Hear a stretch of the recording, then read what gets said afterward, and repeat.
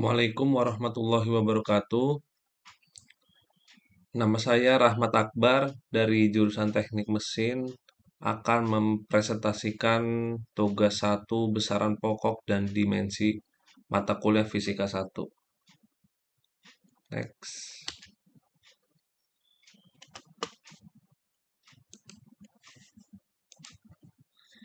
Definisi besaran vektor dan skalar. Besaran dan skalar adalah dua jenis besaran dalam fisika dan matematika yang digunakan untuk mengukur atau menggambarkan sifat-sifat suatu objek atau fenomena dalam dunia nyata. Berikut adalah definisi dari keduanya. Besaran vektor. Besaran vektor adalah besaran yang memiliki besaran magnitudo dan arah.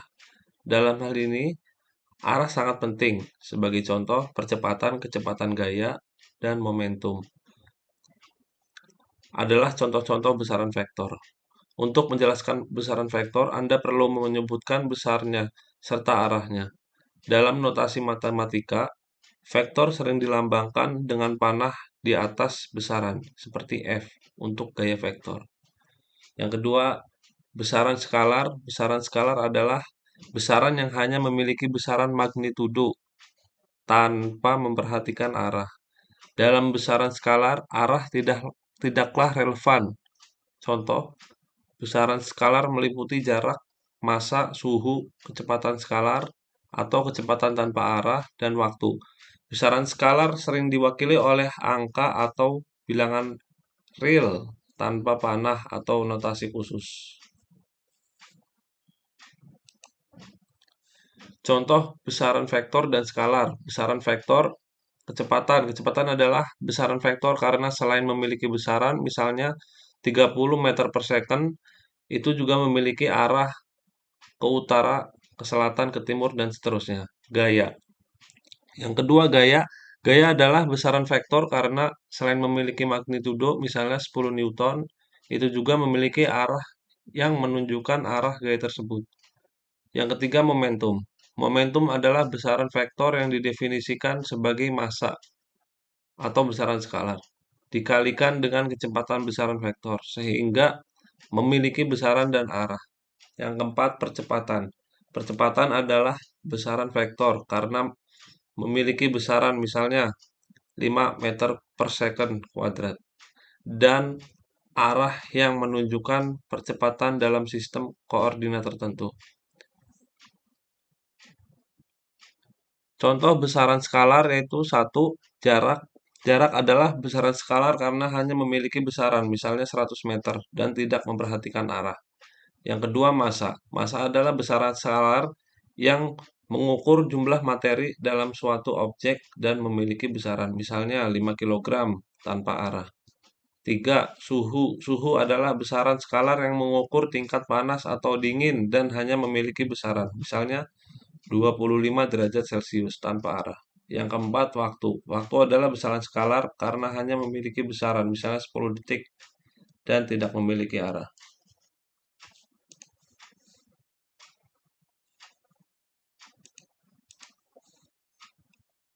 Sistem satuan. Sistem satuan juga dikenal sebagai sistem metrik. Adalah cara standar untuk mengukur dan menyatakan besaran fisika.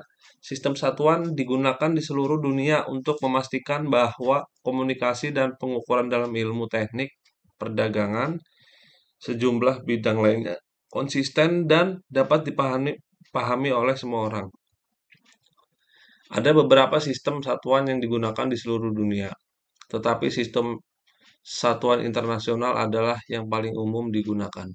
Berikut adalah beberapa sistem satuan yang signifikan dengan penekanan pada sistem internasional. Yang pertama, sistem satuan internasional atau SI. Yang kedua, sistem satuan imperial. Yang ketiga, sistem satuan MKS, meter kilogram second. Yang keempat, sistem satuan CGS, centimeter gram second. Yang kelima, sistem satuan teknik atau engineering units. Definisi satuan dan standar besaran-besaran pokok dalam SI.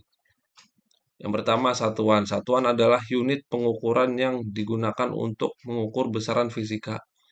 Satuan menggambarkan sejauh mana suatu besaran fisika dinyatakan dalam angka. Satuan memungkinkan kita untuk mengukur, membandingkan, dan berkomunikasi tentang besaran-besaran dalam kehidupan sehari-hari dan ilmu pengetahuan. Satuan dibagi menjadi dua jenis, satuan dasar atau besaran pokok dan satuan turunan.